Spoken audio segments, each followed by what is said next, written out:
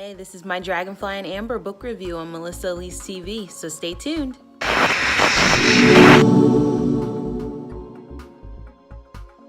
What's up, everyone? I'm Melissa Elise and you're watching Melissa Elise TV. Welcome back to Book Club. It has been 2 long weeks since we last met, and if you're curious what I've been up to, check out this short recap video.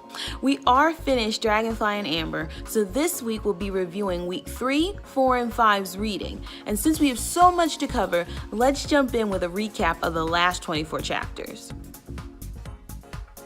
Where we left off, Claire found Jamie and Blackjack in the woods dueling and then has a miscarriage.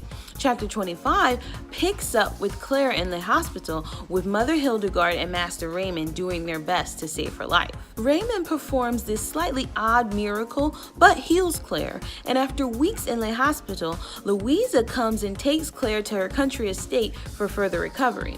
Eventually, Claire finds out that Jamie was arrested for dueling and has been in the Bastille, so she goes to the king to ask him to release Jamie, which turns into this weird meeting of Astronomers Anonymous where Raymond and the Comte Saint-Germain are paraded out and accused of witchcraft, and Claire must use her skills as a white lady to prove which one is really evil. This doesn't work in favor of the Comte, or Claire really, because she still has to sleep with the king as payment for Jamie's release.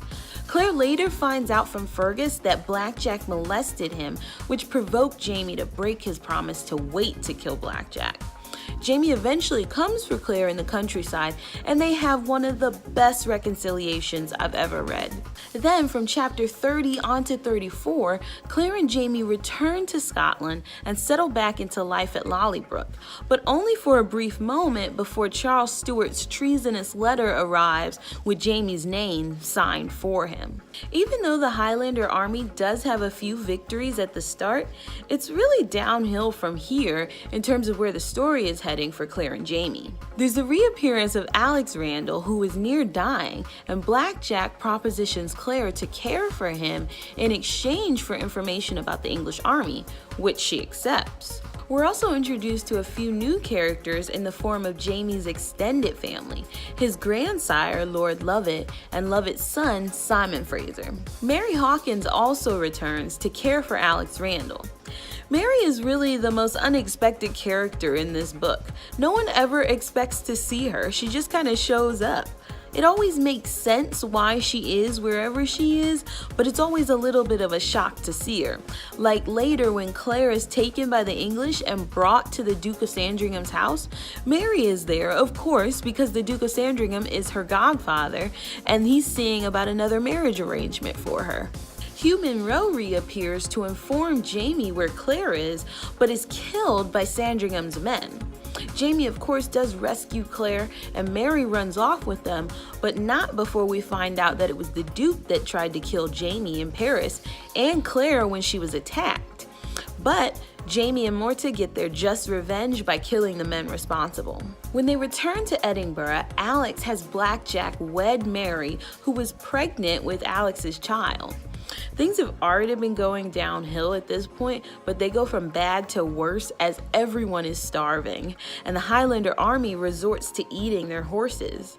The last straw comes when Jamie is forced to kill Dougal after he confronts them discussing killing Bonnie Prince Charlie to prevent Culloden.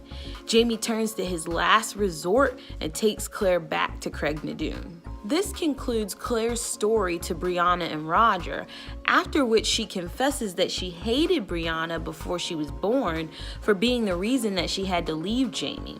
This, of course, does not go over well with Brianna, but Roger believes Claire, and the two of them set off on a whole nother quest to find Gillian Edgars, aka Galis Duncan, who is Roger's ancestor.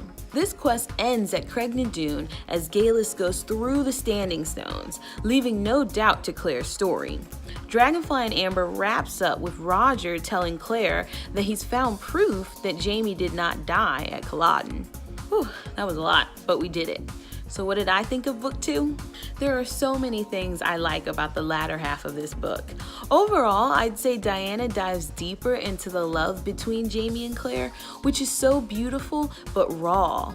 They suffer so many things together and because of one another, but neither one of them can live without the other, and they die for each other. I love the end of chapter 45 when Jamie picks up on a comparison that Claire makes of them to Adam and Eve and calls her his wee rib. I'm not sure if I have a favorite chapter, but one of my favorite passages is in chapter 28 when Claire and Jamie reconcile, and Claire talks about seeing Jamie again as this ripping away of a gray numbness. The whole passage is so beautiful, but it also spans like 4 pages, so I'm not going to read it for you guys. I'll put it in the description and you can check it out later if you like. But it ends with Claire making the decision to fully embrace Jamie, like fully looking into the sun. All my favorite passages have to do with the expression of Jamie and Claire's love, but I did find it interesting that in the plotline of this book, there's this gradual descent as all roads lead to Culloden. I think it starts with Colum's death, and then Rupert's, then Hugh Monroe, then Alex Randall, and finally Dougal. But things just get worse and worse, but it really is gradual because you almost don't feel it until you're up on it. It's like Claire and Jamie were in denial all the way up until having to kill Dougal. But it is clear that Jamie kind of had Claire going back as his backup plan, since it was originally the reason he promised not to kill Blackjack so that Frank would live and Claire would have someone to go back to. And that deed to Lollybrook that he whips out right before taking Claire back, he was preparing for the worst. Another thing I really liked about this book was the theme that knowledge is power. It comes up frequently as Claire and Jamie decide what they can do to prevent Culloden, and Claire considers her role in all of this, whether she can have an impact or not, but it really comes to a head in her encounter with the seer at Lord Lovett's in chapter 41. She talks about how knowledge can prevent harm, but it can also perhaps cause harm. And the only power she has is in not saying, not sharing her knowledge. But they conclude that they basically have to share what they know because their only power is in knowledge. They have no power over the outcome. The symbol of the dragonfly in amber is definitely present. Diana uses it as an illustration and as an analogy at least once. And of course as a physical symbol because it is the gift that Hugh Monroe gives Claire when she and Jamie are first married. The one thing I didn't particularly like about this book was the change in narration. The last 3 chapters jump from Claire to a third-person narrator, and it was just kind of jarring to me since the majority of the book is from Claire's POV and you get used to reading it that way. Then to change to a detached narrator just took me out of the drama more than once.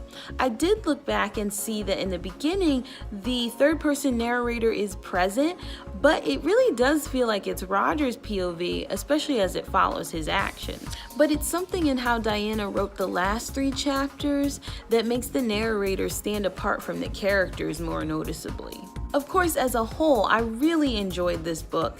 I will say that it kind of drove me crazy because it's so beautiful, but the beauty of the story is contrasted to this really difficult situation. And I feel like that ties back into the whole symbol of the dragonfly in amber because it's really beautiful, but it's also very sad because the dragonfly died that way. And I think that Jamie kind of becomes Claire's dragonfly in amber because she freezes him in time by choosing not to find out anything that happened to him. But I want to hear from you guys. Let me know what you thought of the dragonfly in amber symbolism. Or if there's another symbol that stood out to you, let me know in the comment section. That's it for this week's book club, but next week we start book 3, Voyager. You can find the reading schedule in the description below, and I'm pretty excited about this one, so I can't wait to get started. Thanks for watching, guys, and I'll see you next week. Bye! If you enjoyed this video, like and subscribe for more.